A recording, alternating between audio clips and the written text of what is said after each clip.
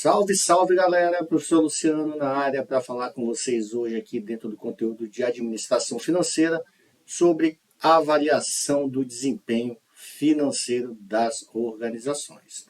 Muito bem, primeira coisa que a gente já fala quando fala de avaliação de desempenho, a gente está falando então primeiro sobre qual o retorno sobre o patrimônio líquido que a organização tem.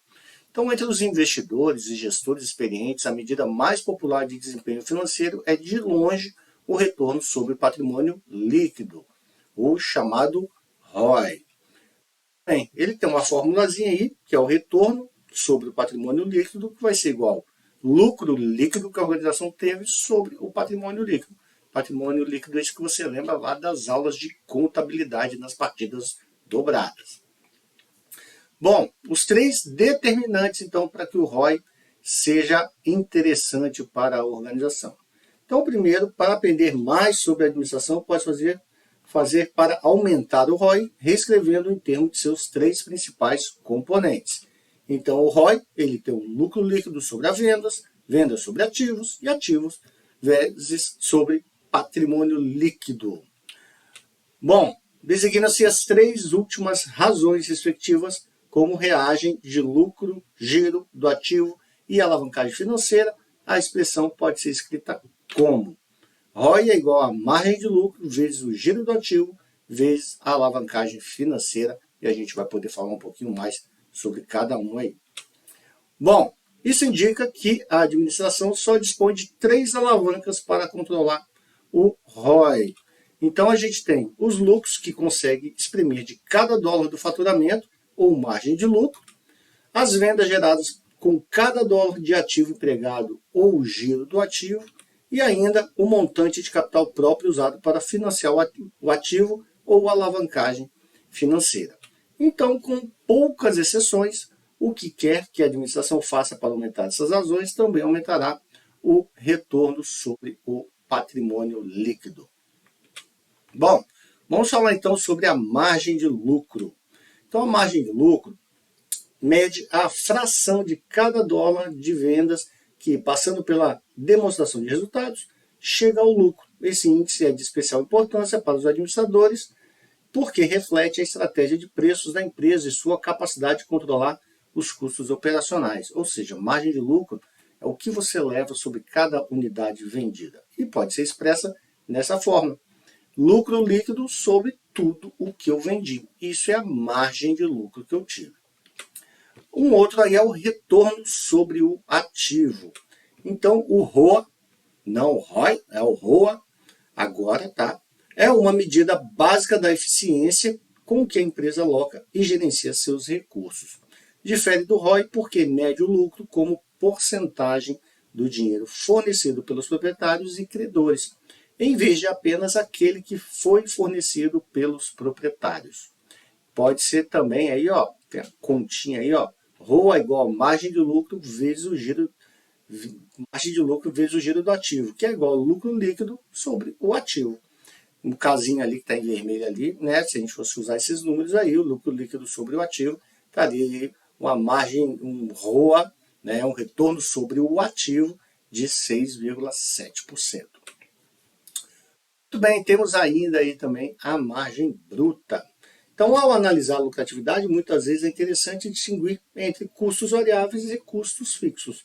Os custos variáveis mudam com a variação do faturamento, ao passo que custos fixos se mantêm constante vendendo ou não, ou produzindo.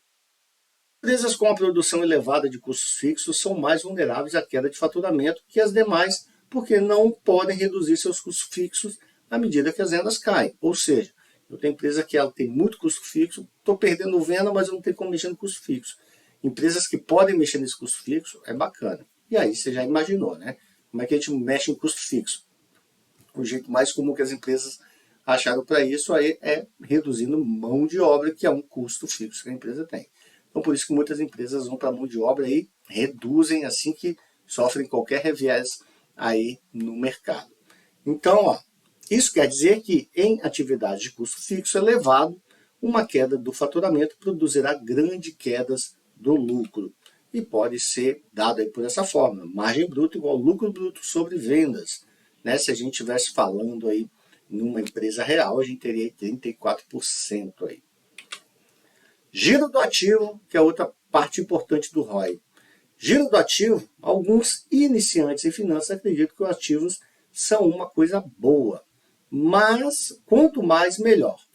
A realidade mostra justamente o contrário. A não ser que uma empresa esteja para encerrar suas atividades, o seu valor é determinado pelo retorno que ela gera e seus ativos se constituem simplesmente em um meio necessário para alcançar esse retorno. Não é só ter o dinheiro parado ali sem fazer nada.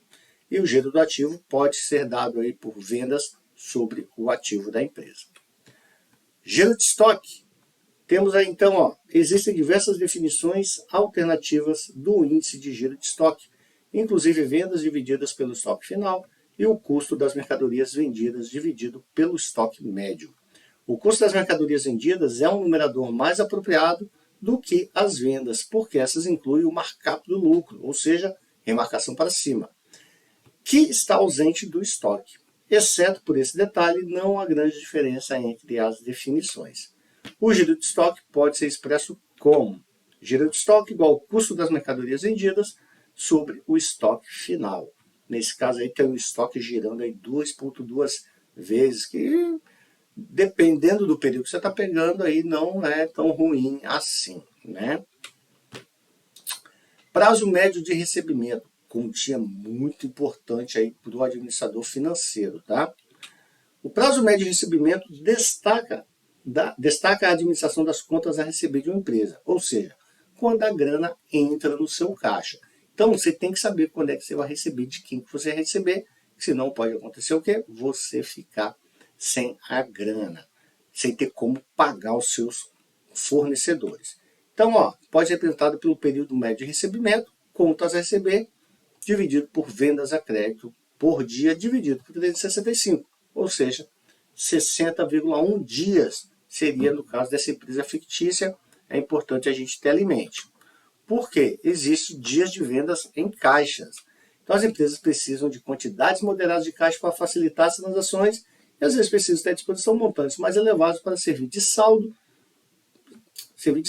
de compensação de empréstimos bancários.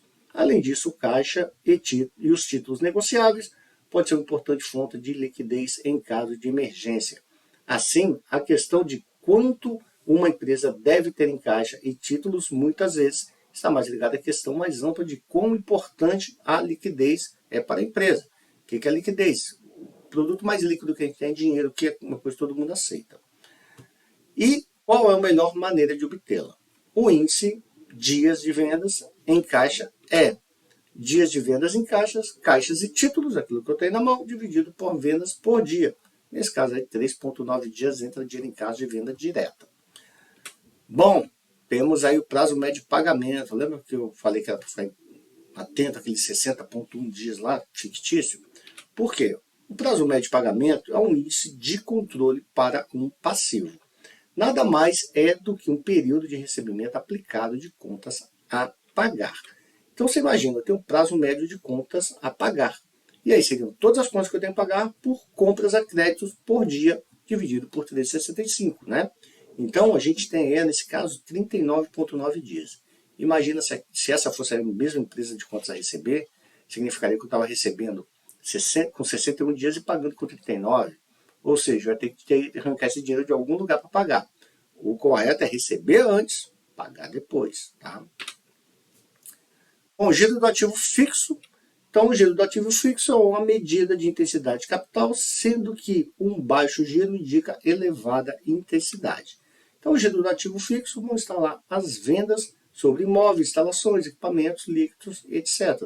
Nesse caso aí, estava girando aí o ativo fixo em 3,1 vezes. Onde, né, 432,5 milhões são o valor contábil dos imóveis, instalações e equipamentos líquidos. Então, o valor contábil do que você tem na sua empresa. Muito bem, vamos falar então aqui, opa, subiu tudo errado aí, alavancagem financeira. A terceira alavanca, por meio da qual a administração afeta o ROI, é a alavancagem financeira. A alavancagem financeira de uma empresa aumenta quando ela eleva a proporção de seu endividamento com relação ao capital próprio usado para financiar atividades. e aí tem a alavancagem financeira, e a gente tem um ativo sobre o patrimônio líquido para se expressar. Temos os índices do balanço, aí, muito usado aí pela galera, aí, principalmente que aplica em bolsa, também fica muito atento a isso aí. Então, as medidas mais comuns de alavancagem financeira comparam o valor contábil do passivo de uma empresa com o valor contábil de seus ativos e de seu patrimônio líquido. Isso dá origem ao índice dívida ativo e ao índice dívida patrimônio líquido. Então, no índice dívida ativo, nós temos o passivo total dividido pelo ativo total. Nesse caso aí, a empresa estaria bem, né? Porque ela tem mais ativos aí do que passivos para pagar, né? Então, 38,5. O índice informa que o dinheiro usado para pagar 38,5% dos ativos em termos contábeis entre credores de algum tipo. Índice dívida patrimônio líquido. Passivo total sobre patrimônio líquido, 62,5%. O índice diz a mesma coisa de um modo um pouco diferente do anterior. Os credores proporcionam 62,6 cents aí, né, para cada dólar fornecido pelos acionistas. Temos os índices de liquidez também, que é importante a gente falar aqui, tá? Então, um determinante da capacidade de endividamento de uma empresa é a liquidez de seus ativos. Um ativo é dito líquido se puder ser prontamente convertido em caixa, ao passo que um passivo é líquido se tiver que ser pago no futuro próximo. Então, a gente tem o índice de liquidez corrente, ou seja, o ativo circulante, que está na mão dos meus credores, de quem me deve, e o passivo circulante de quem está buscando receber isso aí de mim. Então, eu tenho aqui ativos circulantes no 3,3 vezes maior do que eu tenho para pagar. Essa empresa está bacana. Índice de liquidez seca, ativo circulante, menos o estoque, porque lá no primeiro, o estoque, por ele ser volátil ali, quer dizer que ele está também. Mas, e se não vender o estoque? Então, existe o índice de liquidez seca. E aí, nesse caso aí, ativo circulante menos o estoque sobre passivo circulante. Ainda estaria bem. Estaria ali 1,4 para pagar, ou seja, sem vender nada eu consigo pagar todos os meus credores. Bom, gente, essa foi uma aula curtíssima, como todas aí, tá? A ideia aqui não é ter aquelas aulas de 3 horas. Se precisar, a gente até tem. Mas a ideia aqui é que a gente rapidamente fale sobre uma parte da administração para que a gente possa aí estar cada vez mais podendo proporcionar conhecimento e competências para vocês que estão buscando. Fico um abraço, professor Luciano. Tchau, tchau. Fiquem com Deus.